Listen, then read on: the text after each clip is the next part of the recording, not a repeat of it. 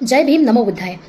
क्या आपको पता है बिहार के पटना में गांधी मैदान में भारत के सारे बौद्ध भिक्षु और बौद्ध अनुयायी गांधी मैदान में इकट्ठा हो गए हैं और उनका आंदोलन चल रहा है। क्यों चल रहा है उनका आंदोलन, किस चीज़ की वो मांग कर रहे हैं, आइए इस वीडियो में जानते हैं। तो सबसे पहले आपको बता दें कि महाबोधि बुद्ध विहार पटना में 1949 में एक एक्ट बना था, उसको बोलते हैं महाबोधि टेम्पल एक्ट 1949।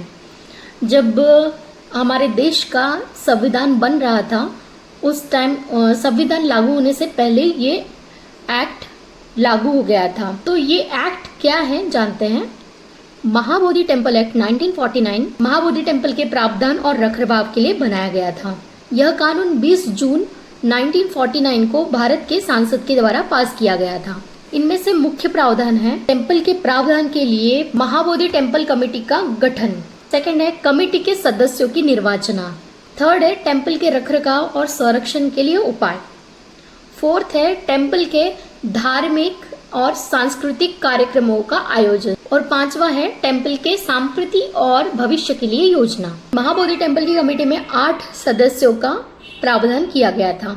कमेटी में 8 सदस्य होंगे, जिनमें से 4 बुद्धिस्ट होंगे और बाकी 4 बाकी धर्म के लोग होंगे। कमेटी में 8 सदस्य थे, उनमें से 4 बौद्ध भिक्षु थे और 4 सवर्ण थे। इस कमेटी के सदस्यों की निर्वाचना भारत सरकार द्वारा की जाएगी। इस कमेटी का कार्यकाल 5 साल का होगा। इस टेम्पल के प्रावधान, रखरखाव और संरक्षण के लिए कमेटी जिम्मेदार होगी। इसका मुख्य उद्देश्य यह था कि बुद्ध धर्म का प्रचार और प्रसार। आगे चल के इस कमेटी में और भी कुछ बदलाव हुए। उसके बाद 1991 में ये तय किया गया कि जो 5 वर्ष का कार्यकाल था उसको 7 साल तक बढ़ाया गया।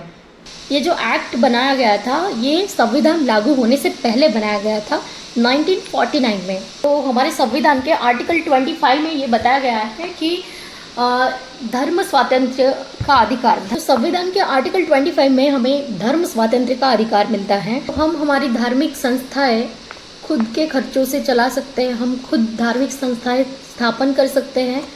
ये धर्म की पूरी आज़ादी हमें संविधान ने दी है। अब क्या हो रहा है कि महाबोधि बुद्ध विहार में जो कमेटी बनाई गई है उसमें 4 भिक्षु हैं और 4 सवर्ण हैं। बाकी किसी धर्म के लोग, मुस्लिम नहीं है, जैन नहीं है, सिख नहीं है, कोई भी अदर रिलीजन के लोग नहीं हैं, सिर्फ ब्राह्मण से वहाँ पे।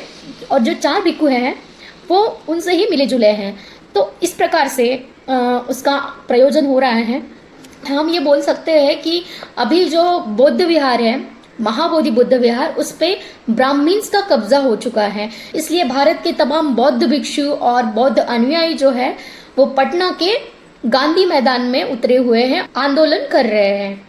उनकी मांग यह है कि इन ब्राह्मण्स को हटाओ, बुद्धिस्ट लोगों का तीर्थ स्थल है वो उनके हवाले कर दे। तो यहाँ देश भर के सारे बौद्ध भिक्षु और बौद्ध अनुयायी भी आए हैं, इसमें महिलाएं भी शामिल थी। तो आइए जानते हैं सिचुएशन क्या है वहाँ पे। हम यही चाहते हैं कि जो मैनेजमेंट कमेटी है उसमें पूरी तरीके से बौद्ध लोग ही होना चाहिए। उसमें हिंदुओं का उसमें कोई स्थान नहीं है। वो अपने हिंदू मंदिर को देखें, वो बौद्ध मंदिरों में अपना स्थान ना ढूंढे। जो बीटी एक्ट है उसमें लाया गया है, एक कानून बना है बीटी एक्ट, उसमें है कि 4 हिंदू रहेंगे और 4 बौद्ध रहेंगे। वो जब बौद्ध धर्म स्थल है, बौद्ध विहार है, तो फिर उसमें हिंदू क्यों आएंगे? जो कि एक बौद्धों के साथ बहुत बड़ा अन्याय हो रहा है लंबे समय से। गांधी जी ने आश्वासन दिया है कि पहले देश को आजादी मिल जाने दो, उसके बाद हम ये बौद्धों की विरासत बौद्धों को सौंप देंगे, लेकिन वो विरासत अभी तक नहीं सौंपी। मैनेजमेंट कमेटी है उसमें पूरी तरीके से बौद्ध लोग ही होना चाहिए। उसमें हिंदुओं का उसमें कोई स्थान नहीं है।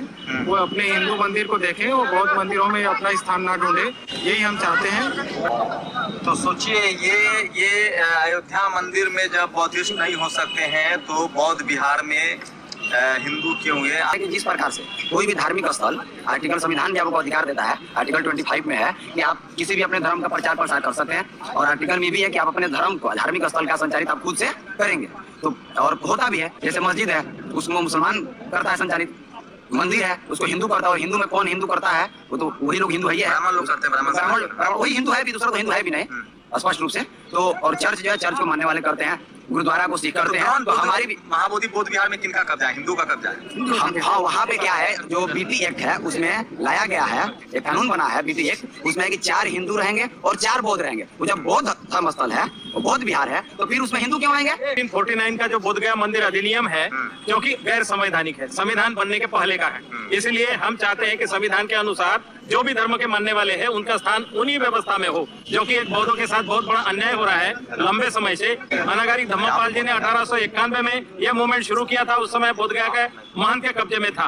तो बोध गया के महंत के कब्जे से हटाने के लिए अनागारी धम्मपाल जी 1891 में आकर के कब बना था ये जो बोध गया टेम्पल एक्ट है, ये तो गांधी जी वगैरह ने उस समय आश्वासन दिया 1922 में गया का कांग्रेस में अधिवेशन जो हुआ था। गांधी जी ने कहा था बौद्ध देशों के सारे प्रतिनिधि थे, उसमें रविंद्रनाथ टैगोर, महापंडित राहुल शंकरतैन, चित्तरंजन दास, तमाम लोगों ने मांग उठाई थी कि बौद्धों का स्थान बौद्धों को। तो गांधी जी ने आश्वासन दिया कि पहले देश को आजादी मिल जाने दो, उसके बाद हम ये बौद्धों की विरासत बौद्धों को सौंप देंगे, लेकिन वो विरासत अभी तक नहीं सौंपी। बात तो सही है, क्योंकि हर धर्म के अपने अपने जो ट्रस्ट होते हैं वो उन्हीं धर्म के लोगों द्वारा चलाए जाते हैं।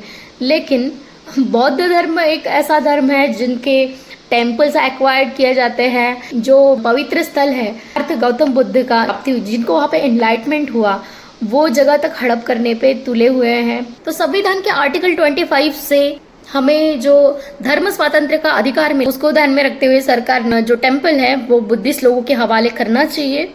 बस इतनी सी मांग है उनकी।